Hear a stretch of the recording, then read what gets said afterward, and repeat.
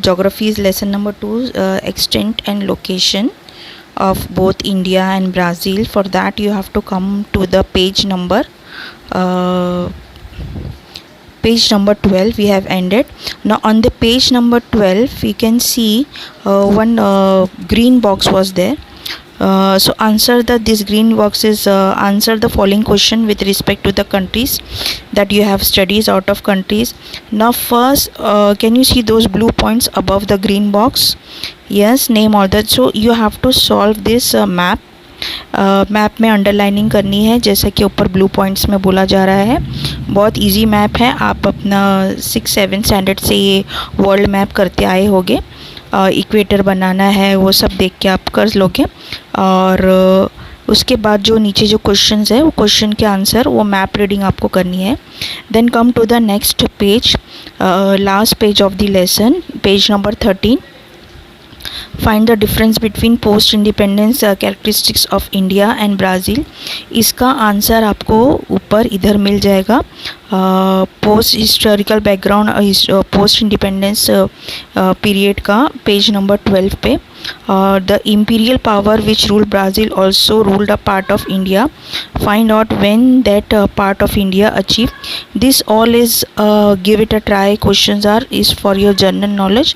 Now come to the purple box. There are some important points are there on the purple box. We celebrate our Independence Day on August 15. This you have to remember.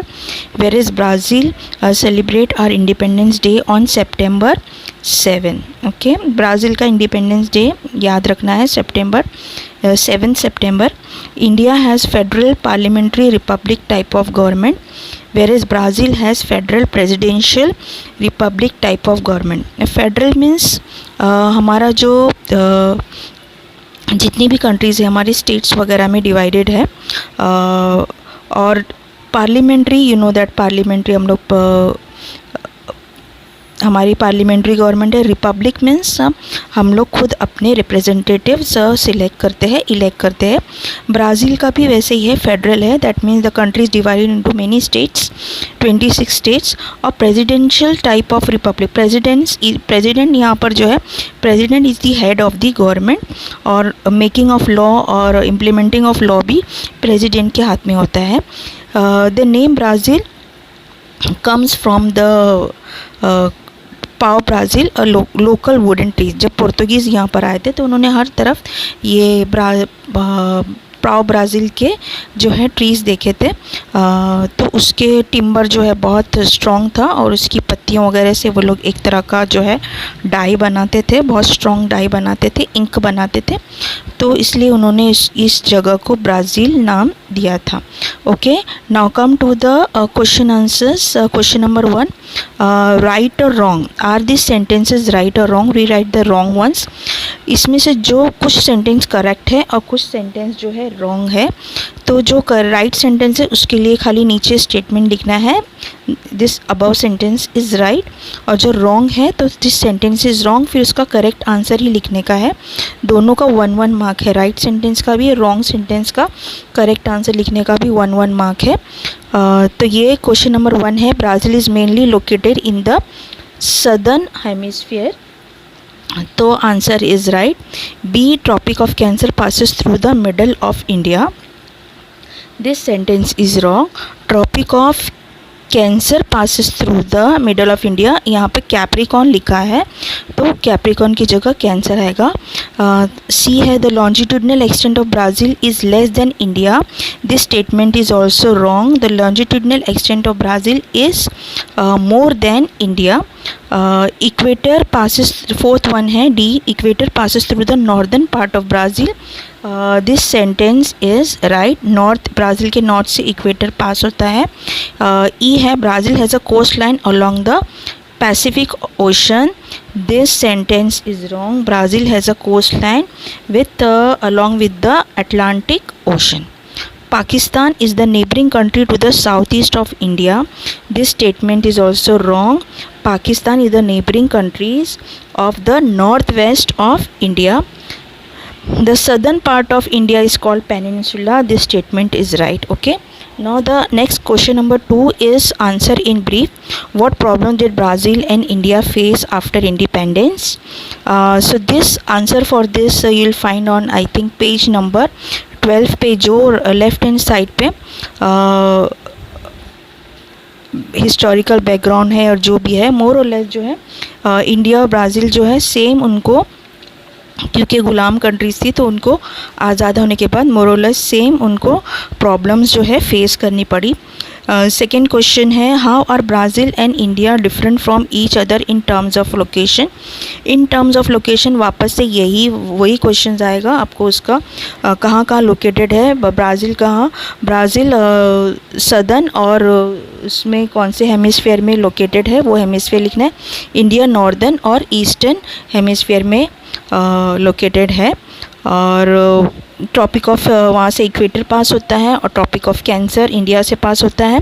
और describe the longitudinal latitudinal extent of India and Brazil.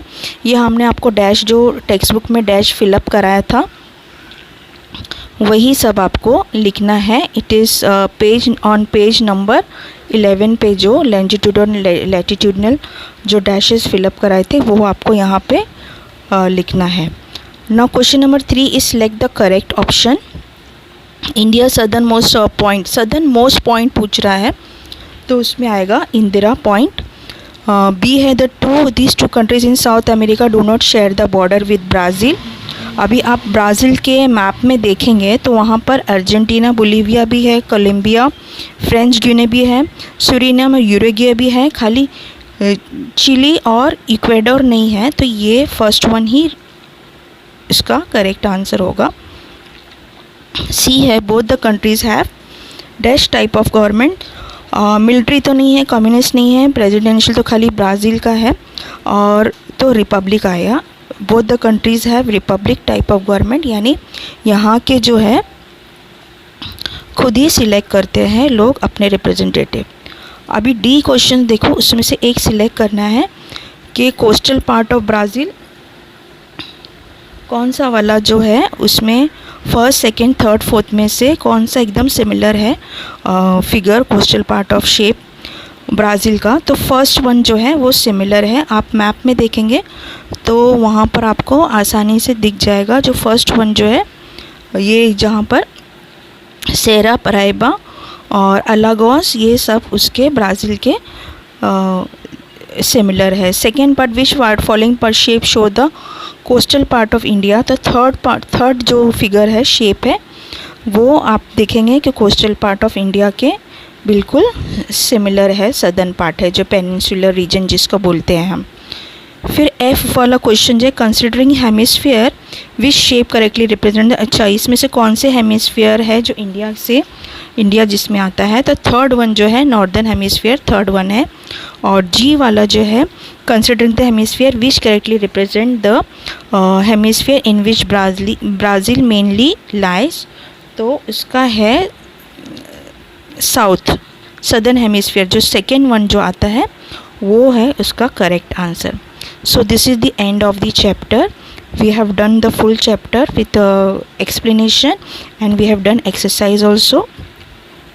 So please try to solve the map, and please in this lecture from this chapter please try to remember all the names and location, extent and independence day of Brazil और सारी चीज़ें आपको याद रखनी हैं जो कि fill up इसमें से ऑब्जेक्टिव ज़्यादा आते हैं, क्वेश्चन आंसर कम आते हैं। ओके, सो जो कुछ नहीं समझ में आए तो आप अपना फीडबैक ज़रूर दीजिएगा।